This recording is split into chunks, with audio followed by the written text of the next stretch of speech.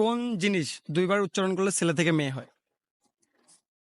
কোন জিনিস কোন জিনিস দুইবার উচ্চারণ করলে ছেলে থেকে মেয়ে হয়? দুইবার উচ্চারণ করলে ছেলে থেকে মেয়ে হয়?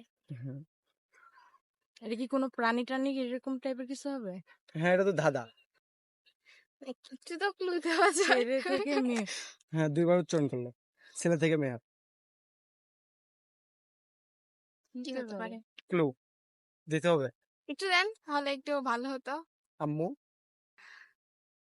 আম্মু, মা, মামা। দেখছি এই জন্যই বলছি আমি পারবো না, বুঝতে দরকার ছিল। আচ্ছা আপু কোন ক্লাসে পড়েন?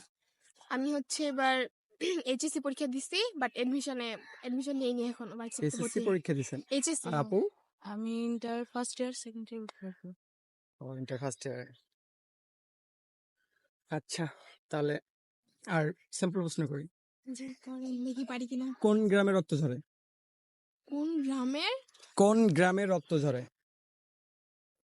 কোন গ্রামে রক্ত ঝরে? রক্ত ঝরে? হুম,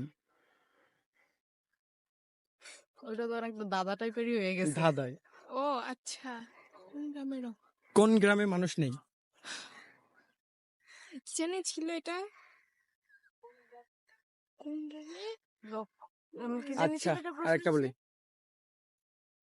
হুম, প্রশ্নটা কি জানি ছিল? কোন কোন গ্রামে? গ্রামে রক্ত ঝরে? সেকেন্ড প্রশ্নটা। সেকেন্ড প্রশ্ন, কোন গ্রামে মানুষ নেই? মানুষ নেই। বিশ্বগ্রাম। আর একটু ভাবেন। বিশ্বগ্রাম, গোলাপ গ্রামে তো আচ্ছা, আমার মতে কোন সাগরে পানি নেই? কোন সাগরে পানি নাই? কোন সাগরে জল নেই?